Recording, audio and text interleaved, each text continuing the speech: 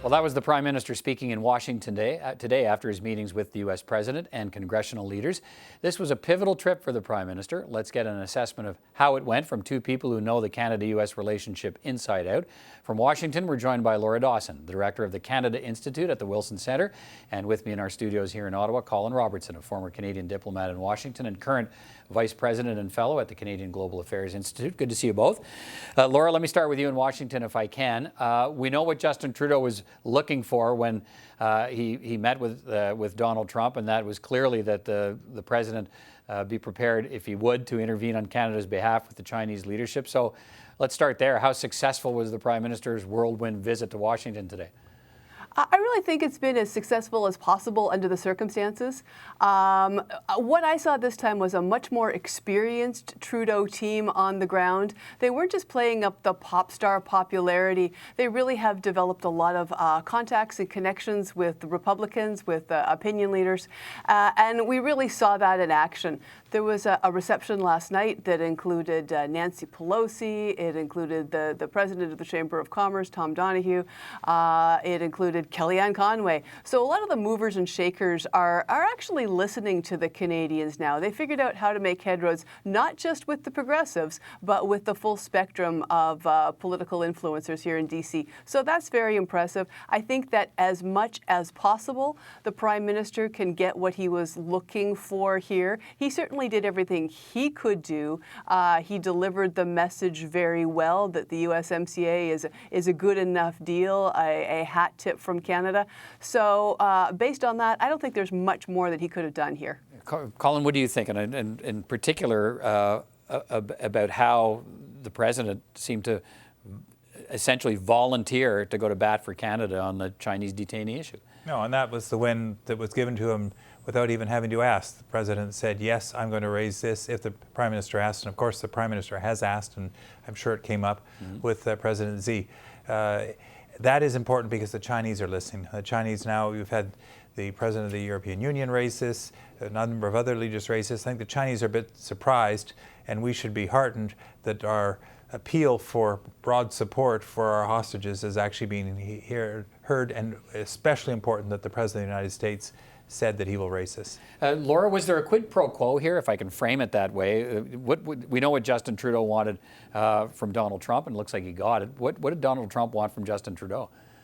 Well, I think what Donald Trump wanted was that you have this Prime Minister who is known to be progressive to walk down to Capitol Hill and tell the undecided Democrats, hey, it's good enough for us in Canada. It might not be a perfect deal, but it certainly meets the mark on the things that you're most concerned about. So when you get that kind of assurance from the Canadian Prime Minister, it's not necessarily going to move mountains in Congress, but it's certainly going to help, and it's really going to put the ball squarely in the Democrats' court to either ratify this deal, take it out in the campaign trail and say, hey, we did everything we said we were going to do, or to not do that and to not give the president a victory, but then the president's out in the campaign trail saying, sorry, farmers, you could have had a great market access deal, but Nancy Pelosi blocked that. Sorry, automakers, you could have had great market access, but Nancy Pelosi blocked that. So it's really a matter of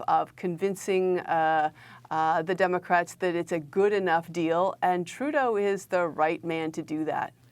Colin, what are your thoughts on that in terms of, what can Justin Trudeau, Laura's touched on it, can Justin Trudeau say anything that would sway the challenges facing Nancy Pelosi with, and not just some of the things she said about reopening the deal, but whether or not she wants Donald Trump to have a win on this? No, I think the thank you to the president for what he did was the Prime Minister saying, this is a deal, we don't want to see any changes to it. He stuck to the party line. That is the president's line, that is Mr. Lighthizer line, that we want to get this thing through without amendment. The reality may be quite different, because if there is horse trading, and for Trump to get this through Congress and make changes on labor, environment, maybe patent protection, I think that we would be receptive, because I think some of the things that the Democrats are pushing for in caucus are things that we actually sought in negotiations. But for President Trump, importantly, Prime Minister said, no, we want to take this deal as it is negotiated. And Chrystia Freeland's been saying the same thing. But I think if push comes to shove, we will be prepared. And I think we've left the door open by not finishing the ratification process. Yeah. Laura, what are your thoughts? Is push going to come to shove? I mean, is this deal likely to get through Congress the way it is, or is it likely to be changed? And also talk to me on that notion that even if Democrats could end up living with it in the end the way it is, do they want Donald Trump to be able to say, look, I got a deal? Yeah, I mean, I am slightly more optimistic this week than I was last week that the Americans can get the deal through the legislature. It's just been bogged down by so many things for so long. And as you know, the American legislative process is long and tedious, has multiple periods of consultation. We've seen it stall at this point before, where the Speaker of the House, also Nancy Pelosi, has declined to introduce the legislation for consideration. So things like the U.S.-Colombia agreement, the U.S.-South Korea agreement, they languished for a really long time. Similarly, it took the U.S. A fair amount of time to get the TPP through. So for the U.S. to finish the legislative process required for a trade agreement in this short a period of time really is a faint hope clause. But the folks smarter than me at the U.S. Chamber of Commerce say it could be done if they really abbreviate all the requirements and just push it through. And even if it doesn't get done, everything's about campaigning right now. And so if it's not done, I think Donald Trump wants to be able to say, sorry, it's Pelosi's fault, not my fault. I tried to do the best I could for you. Right. Let me circle back, if I can, for a second to China, Colin. And what we heard from the president today, what Canada needs me to do, I'm prepared to do. Is there an open question of what and how he will raise the issue of detained Canadians with President Xi? Well, presumably he's going to raise it at this meeting, which has been scheduled, whether it's a dinner or a formal meeting, which is important. I mean, the great value of the G20 is going to be less what takes place at the plenary table, as what takes place in all the sidebar conversations, not just for Donald Trump, but also for Justin Trudeau. But can he make it? I mean, how far can Donald Trump go on Canada's behalf, I guess is what I'm wondering. Well, I think that he's trying to negotiate a trade deal with the Chinese. How hard can he push? Does he put extradition on the table as part of it that would certainly help solve Canada's problem if the U.S. dropped the case? It certainly wouldn't. President Xi, I don't think we underestimated the value that the Chinese put on Meng Wanzhou as a kind of princess in the Chinese elite, and I think that Donald Trump has come to appreciate that. Certainly we have learned the hard way on that one. So it is important for us that this come up. And remember, the extradition request was not a Canadian request. Right. This is the American request. So where the Americans wind up on this, and the president already mused about this at the outset. Now, you can argue this interference in the justice system, and the American justice officials were very unhappy about this. But again, we're dealing with a multi-billion-dollar relationship, and farmers want to sell things in the United States, as Laura was saying earlier. So this is one thing they want to work out. And the Chinese, by playing hardball with us, I think have signaled that this is something they're prepared perhaps to pay for. And so Donald Trump knows that now. Laura, what are your go ahead. Yeah, I don't think I would like to see all of this go away as a result of the G20 meeting, but I don't think that's going to be enough. We know that both the Trump White House and the China and the Chinese, they like visible optics. They like a narrative that people can kind of get behind, a little bit of drama, and so I think this is really going to be tied to the U.S.-China trade deal. It's not a free trade deal. It's a managed purchase agreement, if anything.